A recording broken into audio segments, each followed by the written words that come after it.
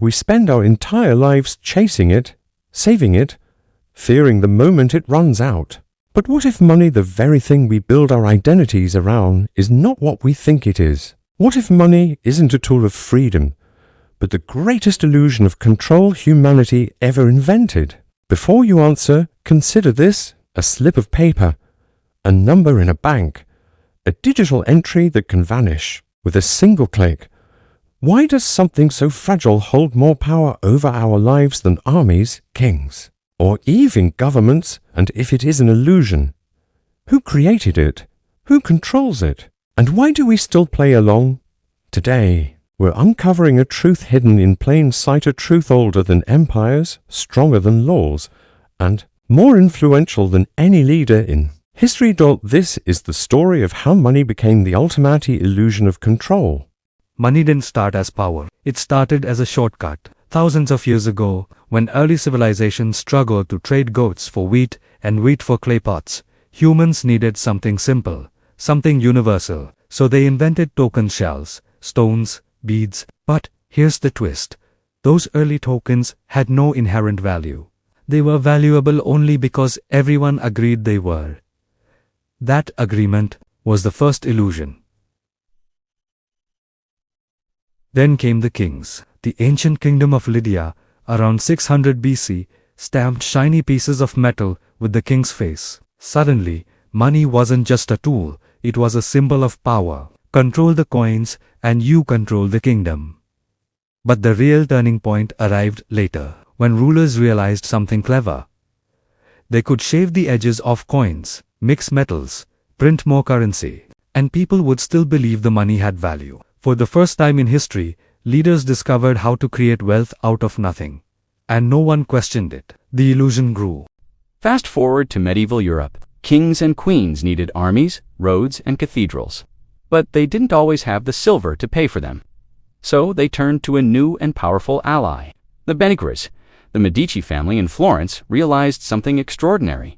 People rarely redeemed their gold all at once. So they created paper receipts. That paper could be exchanged for gold stored in vaults. Soon, that paper became more valuable than the gold itself. And here's where everything flips. Bankers realized they could loan out more paper than the gold they actually had. Because again, most people never checked. This wasn't fraud, it was genius, and it shaped the world you live in today.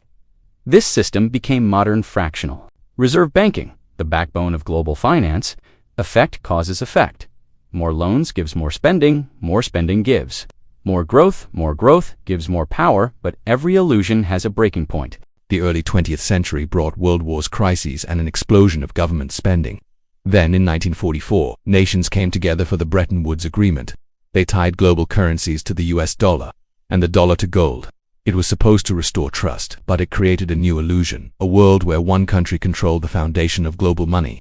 Then came 1971, under pressure from deficits, war spending, and foreign withdrawals. President Richard Nixon did something unimaginable. He severed the link between the dollar and gold. Just like that, the world's most powerful currency became backed by nothing, just belief. This was the moment money stopped being a physical thing and became an idea. The illusion was complete. Once money became limitless, everything else changed. Governments could print to solve crises, banks could create credit with a few keystrokes, debt became normal, expected, even encouraged. The world entered an era of rising inflation, booming stock markets, growing inequality, exploding national debts, and the logic became clear. If you can print money, you can delay any problem. But delaying problems has consequences. Take 2008. Banks created mountains of risky loans, believing housing prices would rise forever. They didn't. The illusion cracked, and the world plunged into disaster. 10 years later, in 2020, during COVID, governments printed more money in 12 months than in the previous 20 years combined. Again, problems postponed, but not solved. Because the illusion was failing, and those in control needed a stronger one.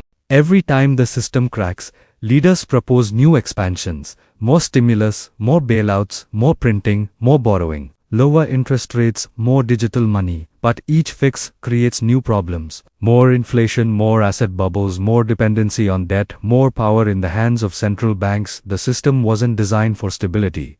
It was designed for control. Because as long as people fear losing money, they stay in line, they obey, they work harder, they stay indebted. The illusion shifts shapes from gold to paper, From paper to banks, from banks to digital screens, from screens to invisible numbers. But the purpose remains unchanged.